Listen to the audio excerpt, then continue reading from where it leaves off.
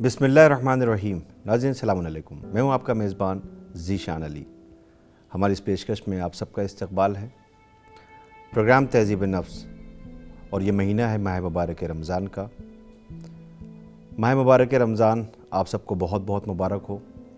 تہذیب نفس پروگرام میں آج ہمارا موضوع ہے ماہ مبارک رمضان اور فکر آخرت۔ ناظرین، ہم اپنی روزمرہ کی زندگی میں دیکھتے ہیں کہ ہر آنے والا اس دنیا سے جا رہا ہے، اس لیے اس بات میں کوئی شک نہیں ہے کہ موت ایک اٹل حقیقت ہے اور ہر کسی کو دنیا سے جانا ہے۔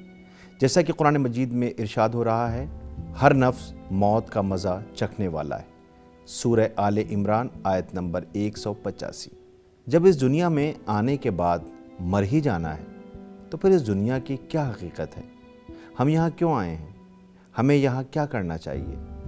یہ دنیا عمل کرنے کی جگہ ہے، یعنی ہمیں اللہ نے دنیا میں اس لیے بھیجا ہے تاکہ ہم اس کی بندگی کریں، اور جو صراط مستقیم یعنی سیدھا راستہ بتایا گیا ہے ہم اس پر چلتے ہوئے زندگی گزاریں۔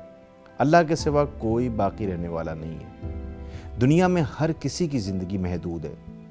جب جس کی موت کا وقت آ جاتا ہے وہ اس دنیا سے چلا جاتا ہے۔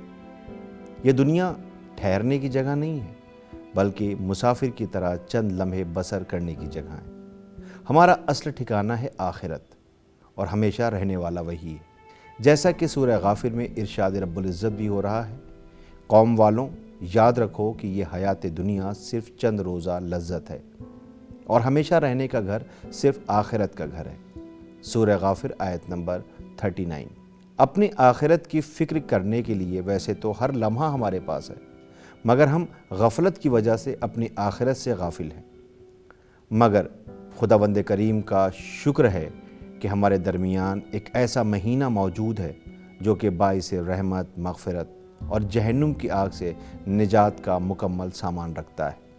یہ اس کا کرم ہے کہ اس نے ایک بار پھر ماہ مبارک رمضان کی رحمتوں، عظمتوں، مغفرتوں کا ہم پر سایہ کر دیا، تاکہ پورا سال اپنی آخرت کی فکر سے غافل، دنیا کی محبتوں میں گرفتار انسان ماہ مبارک رمضان میں اپنی آخرت کو سنوار سکے، اپنے گناہوں سے توبہ کر کے خدا کی قربت حاصل کر سکے۔ کیونکہ رمضان المبارک خدا کا مہینہ ہونے کے ساتھ ساتھ توبہ و استغفار و استغاثہ کا بھی مہینہ ہے۔ حالانکہ اس کی مدت اور وقت محدود ہے، مگر ماہ مبارک کے یہ 30 دن بھی اپنی آخرت کی فکر کرنے اور گناہوں سے توبہ کرنے کے لیے کافی ہے، اور پورے سال گناہوں سے بچنے کی ٹریننگ ہوتی ہے۔ اور اصل روزہ بھی اسی کا ہے جو اپنے کو گناہوں سے بچا لے جائے، کیونکہ نفسانی خواہشات انسان کو ان راہوں کی طرف لے جاتی ہے جو جا کر گناہوں پر ختم ہوتی، اور روزہ خواہشات نفسانی سے درگزر کرنے کا بہترین ذریعہ ہے۔ اور روزے کی خصوصیت یہ ہے کہ اسے آگ سے بچانے والے سپر سے تعبیر کیا گیا ہے۔ رمضان المبارک کے مہینے میں روزے، دعائیں، تلاوت قرآن مجید اور باقی عبادات کی وجہ سے مومن کا دل نورانی ہو جاتا ہے۔ انسان کے دلوں پر بیٹھے گناہوں کے گرد و غبار کا خاتمہ ہو جاتا ہے۔ اس لیے روزہ دار کو چاہیے کہ وہ بد زبانی اور جہالت سے دور رہے، کیونکہ معاشرے میں سب سے زیادہ استعمال زبان کا دیکھا جاتا ہے۔ کچھ لوگوں کا اپنی زبان پر بالکل بھی کنٹرول نہیں رہتا۔ روزے کا مطلب صرف کھانا پینا چھوڑ دینا نہیں ہے، بلکہ اپنے اعضاء و جوارح کو بھی حرام سے بچانا ہے۔ جیسا کہ امام جعفر صادق علیہ السلام اپنی وصیت میں فرماتے ہیں کہ جب تم روزہ رکھو تو تمہارے سب اعضاء بھی روزہ دار ہونا چاہیے، یعنی ان کو حرام بلکہ مکروہ چیزوں اور کاموں سے بچائے رکھو۔ اور آپ فرماتے ہیں کہ روزہ صرف کھانے پینے سے رکنے تک نہیں ہے، بلکہ حالت روزہ میں اپنی زبانوں کو جھوٹ سے اور آنکھوں کو حرام سے دور رکھو۔ روزے کی حالت میں کسی سے لڑائی جھگڑا نہ کرو، کسی سے حسد نہ رکھو، کسی کا گلہ شکوہ نہ کرو، جھوٹی قسمیں نہ کھاؤ، بلکہ سچی قسم سے بھی پرہیز کرو، گالیاں نہ دو، جہالت کا رویہ نہ اختیار کرو، بیزاری ظاہر نہ کرو، اور یاد خداوند کریم اور نماز سے غفلت نہ برتو۔ ہر وہ بات جو نہیں کہنی چاہیے اس سے خاموشی اختیار کرو، صبر سے کام لو، सच्ची बात कहो, बुरे आदमियों से अलग रहो, बुरी बातें, झूठ बोलना, बहतान लगाना, लोगों से लड़ने झगड़ने जैसी तमाम तर चीज़ों से परहेज़ करो। और आगे आप इरशाद फरमाते हैं, तुम्हारा रोज़ेदार होने का दिन इस तरह का न हो जिस तरह तुम्हारा रोज़ेदार न होने का दिन था।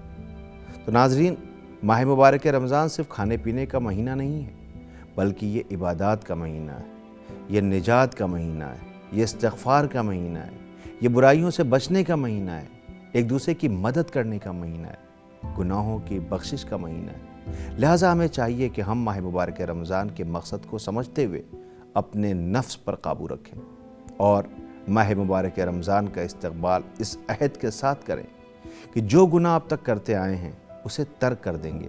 मसलन ग़ीबत, चुगली, झूठ वग़ैरह हमेशा के लिए छोड़ दें। अगर किसी का दिल दुखाया है तो अहद करें कि अब किसी का दिल आज़ारी नहीं करेंगे। अगर किसी का माल गस्ब किया है या किसी का हक़ मारा है तो उसे वापस कर दें और खुदावंद करीम से अपनी बख्शिश की दुआ करें ताकि खुदावंद करीम हमारी तौबा को कबूल कर ले। अगर हम इन छोटी छोटी बातों पर अमल कर लें तो हमारी दुनिया और आखिरत दोनों संवर जाए, क्योंकि माह मुबारक रमज़ान बख्शिश का महीना है। हज़रत इमाम जाफ़र सादिक़ अलैहिस्सलाम फरमाते हैं, जो शख्स इस बाबरकत महीने में नहीं बख्शा गया तो वो आइंदा रमज़ान तक नहीं बख्शा जाएगा, सिवाय इसके कि वो अरफ़े में हाज़िर हो जाए।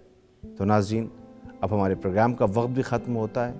प्रोग्राम के आखिर में बस यही दुआ है कि परवरदिगार आलम हम सबको माह मुबारक रमज़ान के मकसद को समझने और अपनी आखिरत की फ़िक्र करते हुए तौबा और इबादत इलाही करने की तौफ़ीक़ इनायत फ़रमाए और इस माह मुबारक रमज़ान में हमारी बख्शिश फ़रमाए।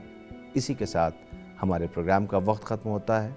हम सबको अपनी दुआओं में फरामोश न कीजिएगा।